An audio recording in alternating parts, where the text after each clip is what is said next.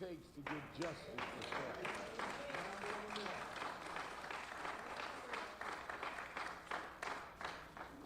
This week, we saw some change over the years. We did not get the George Floyd Justice Bill, but we got consent decrees in Minneapolis, where he was killed, and in Louisville, Kentucky, where Breonna Taylor was killed. This week, the Department of Justice under Donald Trump said they were going to end those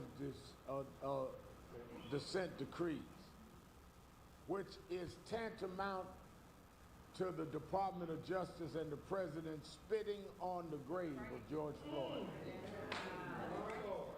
To wait to the anniversary and announce this, knowing this family was going to be brought back to the brokenheartedness of what happened, shows the disregard and insensitivity of this administration.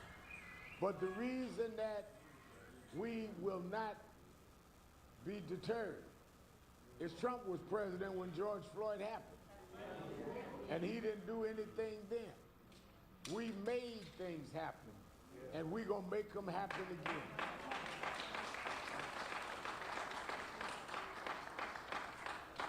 Police reform and justice for the George Floyds of the world will not be trumped. We're going to keep fighting. Amen. We pledged George when we laid him to rest here that we would not rest, and we come to let George know 5 years later that we're still on the case. I remember the cousin and Philonis and Keita and LaToya told me how George, it reminded me in the tape, was calling for his mother. And what I didn't know was that his mother had been deceased. And it didn't make sense to many people, but it made sense to me, because I was raised by a praying mother. And sometimes when all hope is gone, you call on mama. Even if mama ain't there, she was the thing you could depend on. She was the bedrock you could lean on. And that's why he lays here in this cemetery next to his mother. We brought George home to his mother, and they're depending on us. Before we hear from the family and Attorney Crump, I want to bring, who traveled to be here with the family today, Congresswoman Nikema Williams, who Congresswoman represents district in Georgia. She succeeded the district held by John Lewis. She is the heir of John Lewis. Congresswoman.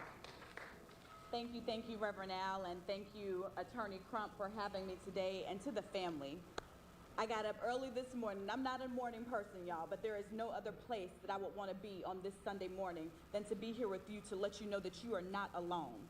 5 years later, you are not alone. Amen. Y'all, I am Congresswoman Nikema Williams, and I represent Georgia's fighting 5th Congressional District, where we continue to fight for justice for people across this country. It's the cradle of the civil rights movement, and I'm in a long line of legacy of freedom fighters. Succeeding the late Congressman John Lewis, Ambassador Andrew Young held this seat before me, so I understand my obligation to always stand up for justice and to fight for freedom, and that's why I'm here in Houston today.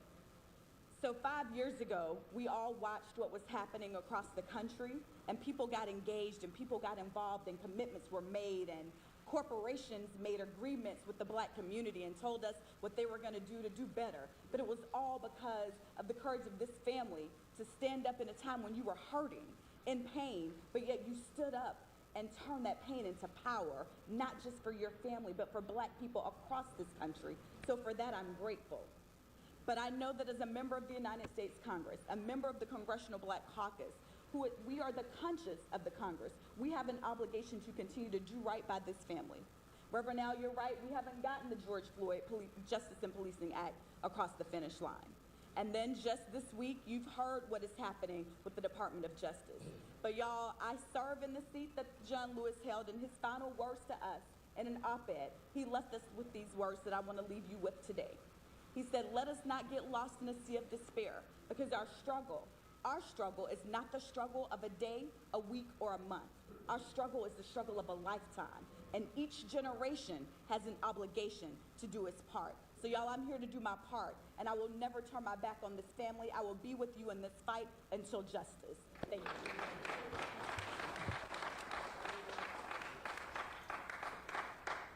Many of the local officials rallied with this family and have stayed with them. I want to bring on Commissioner Rodney Ellis, who's one of the commissioners here in Harris County. He's also a member of the board of National Action Network. Giving honor to God, I want to thank you, Rep. Now, there are a lot of places that you could be. But to have to leave your work in New York, leave your bed, whenever there's a problem, you show up, give him a warm round of applause. And General Trump, you are always on the case.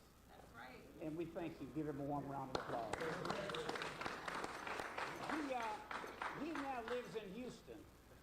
Now, Rep. Mayor, he lives out there in a neighborhood. When he moved out there, I said, man, you know you're going to be one of the few of us out there. I'm going to go, but I got to make sure I got a security escort to get in and get out. But he said, no, not anymore, because you come into the neighborhood of Crump now. You are in Pearland. You're in Fort Bend County, Rep. Mayor. You're right down the street from Sunnyside. And I'm proud that a black entrepreneur paid for a statue of George Floyd 6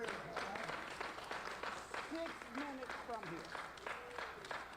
I remember on that day, Felonious, when you all decided that you'd have a funeral here in his hometown as well. Thank you for doing that. It was appropriate. We took a break. We stopped the commissioners' court meeting, and 4 of the 5 of us showed up. 1 was Republican. So I told my staff, when we go back in, work up some stuff, some reforms. Don't let this moment pass by with people just giving these resolutions. We pass those real quick. Resolve on what we'll do. Yes, sir. Because of George Floyd's death, we now have, Mr. County Attorney, a violence interruption program in Harris County. We have an alternative responder program, so when there's a problem, don't call the police for everything. If you need a mental health expert, call them. We got a youth violence interruption program. But there are 3 we didn't do. We still don't have an independent oversight board. That's right. I'm going to commit to you we're not going to give up. Now I want to close on this. When George Floyd died, you Google it. The largest civil rights demonstrations in the history of America. Yeah. Yeah. At least 15 million people, maybe 26 million people marched during the pandemic. Maybe the 2nd largest demonstrations in the world. People in 80 countries, everybody, Rep. Mayor, felt their foot on their neck. There's always a reaction to a movement. That's why Donald Trump won. That was a reaction to the moment we had when people focused on the racism that had existed in this country for so long. But let me tell you, we fought too hard, we come too far, and we're not going back. Thank you. We're listening here.